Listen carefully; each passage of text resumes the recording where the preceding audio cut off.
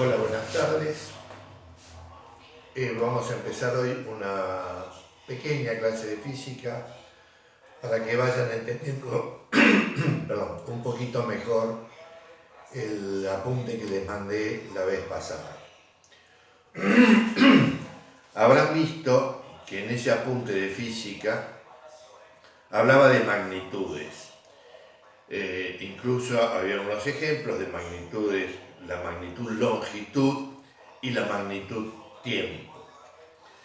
En realidad todos los fenómenos físicos se miden según determinadas magnitudes.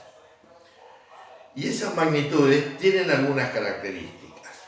Por ejemplo, si yo quiero saber qué distancia, cuánto mide esta hoja de papel, la mido con una regla, con un metro, con lo que tenga a mano, y con un número y una unidad, 90 centímetros, defino claramente cuál es esta longitud, 10 metros, 5 metros, 2 milímetros, defino claramente en la magnitud, en la longitud, claramente cuál es esa magnitud. El fenómeno físico lo entiendo con una sola expresión. Si digo que son las 12 horas y 20 minutos, también estoy en una magnitud hora distinta, una magnitud de tiempo, donde defino claramente un uso horario donde estamos ubicados. O si digo, pasaron 3 minutos, ¿sí? También, una unidad de tiempo, entiendo claramente cuál fue el fenómeno físico al que me estoy refiriendo. Si digo, estoy escuchando un sonido, lo mido con un aparato y digo, este sonido es de 50 decibeles. Bueno, el decibel es una unidad con la que se miden los sonidos que me indican claramente, si entiendo de qué se trata la magnitud, cuál es la magnitud de ese sonido, cuál es la intensidad de ese sonido. Estoy escuchando una radio en 800 kHz. El 800 kHz me dice en qué frecuencia de onda está transmitiendo esa radio. En este caso es una AM. O 92,7 MHz. Es otra longitud distinta de esta, pero también una longitud de onda me indica que es una FM. O sea, cualquiera de estas magnitudes me está definiendo con claridad cuál es el fenómeno que se está produciendo, ¿sí? A este tipo de magnitudes se las llama escalares.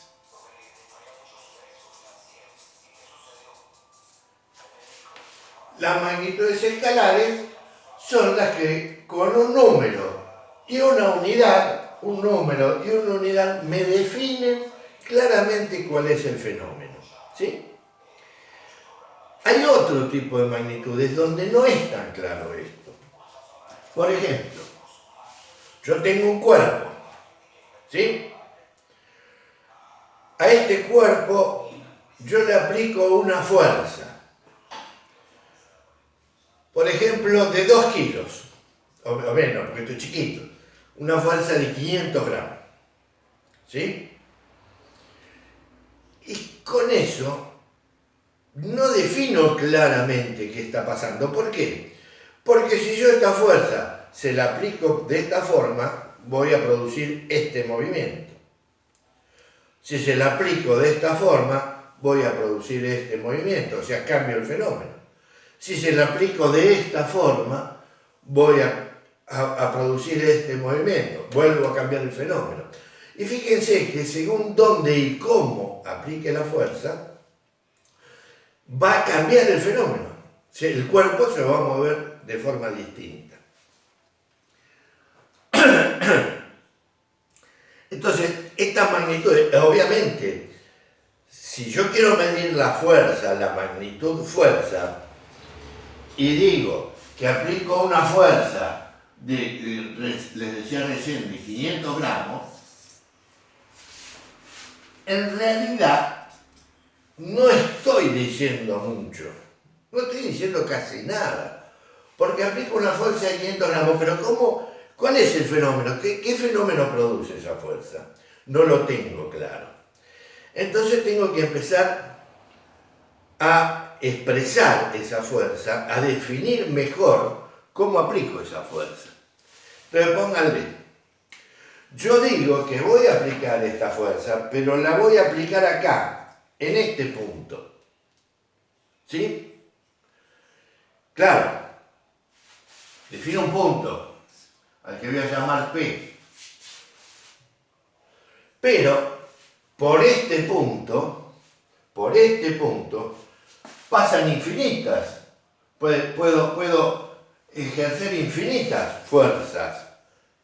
De acá, de allá, de acá, de acá. Y según la fuerza que aplique, se va a mover distinto este cuerpo. ¿Se entiende? Bien, quiere decir que con definir este punto todavía no me alcanza. Entonces voy a decir, tengo que definir algo más. Claro, yo voy a aplicar esta fuerza acá, pero según qué recta. O sea, así, así, así, así, así. Tengo que definir, bueno, voy a elegir una. Vamos a elegir una obvia. Yo, según esta recta, voy a hacer fuerza. Entonces, defino lo que se llama una recta de acción. ¿Sí?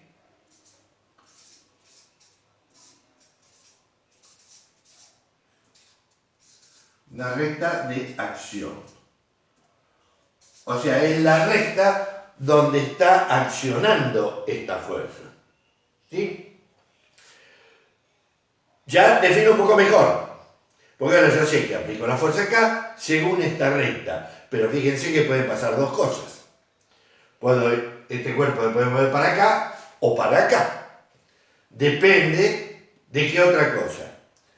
De la dirección o el sentido de esta recta que yo adopte. Por ejemplo, digo, la apliqué en este sentido.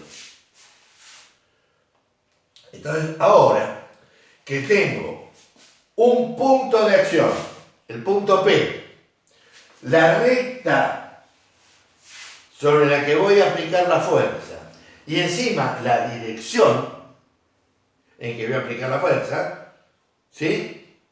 Entonces ya tengo claramente definido el problema. ¿Por qué? Porque voy a aplicar en este punto, con esta fuerza y en esta dirección. El cuerpo se va a mover indudablemente para allá. Y ya defino claramente cuál es el problema. Y a este tipo de magnitudes, que ya no responden a una escala determinada como esto, sino que tengo que definir esto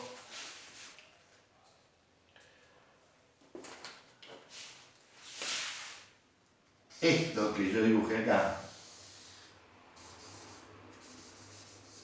¿sí? Y esto, que es un segmento de recta orientado, que tiene una flechita, se lo llama vector.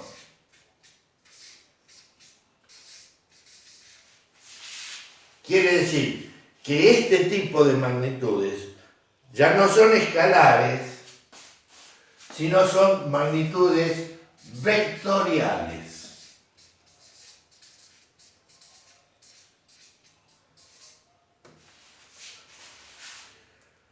Son esas magnitudes que para definir claramente, para entender claramente cuáles son sus efectos, cuál es el fenómeno físico que me están representando, tengo que definir un vector. El caso de fuerza, como acabo de explicar, es uno. Velocidad, por ejemplo, es otro. Un cuerpo se mueve con una velocidad de 30 metros por segundo. Sí, fenómeno. Conozco la rapidez con que se mueve, pero ¿para dónde se mueve? ¿Para acá, para allá, para abajo, se está cayendo, para allá? No lo sé. Tengo que definir un vector que me permite identificar claramente cómo se está produciendo ese fenómeno físico, cuerpo que se mueve a una determinada velocidad. Entonces, las magnitudes vectoriales están definidos por un vector. Y el vector tiene 4 características. Por un lado, punto de aplicación.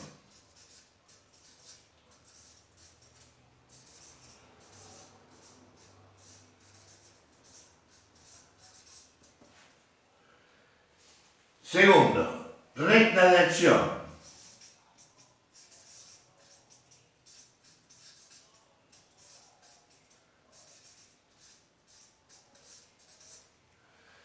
Tercero, sentido. Vamos a ponerle acá la letra S. Sentido.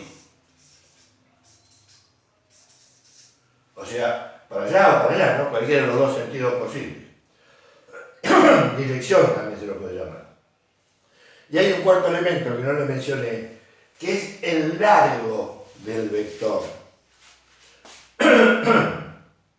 al que vamos a llamar módulo. El módulo, o sea, el largo del vector, es el que me va a indicar, el que va a ser representativo de la cantidad de fuerza que estoy haciendo, de la cantidad que tiene este vector. O sea, suponiendo que este fuera un vector que representa 500 gramos, si yo tengo un vector grandote así, será más de 500 gramos, obviamente. O un vector chiquitito va a ser menos de 500 gramos. ¿Se entiende? O sea, el módulo, el largo de este segmento me va a indicar, el módulo de este segmento me va a indicar la cantidad de esa magnitud que estoy midiendo. Con esto, quiero dejar claro que queden claras dos cosas. Primero, hay magnitudes escalares, donde la simple mención de una cantidad y de una unidad me están definiendo el fenómeno.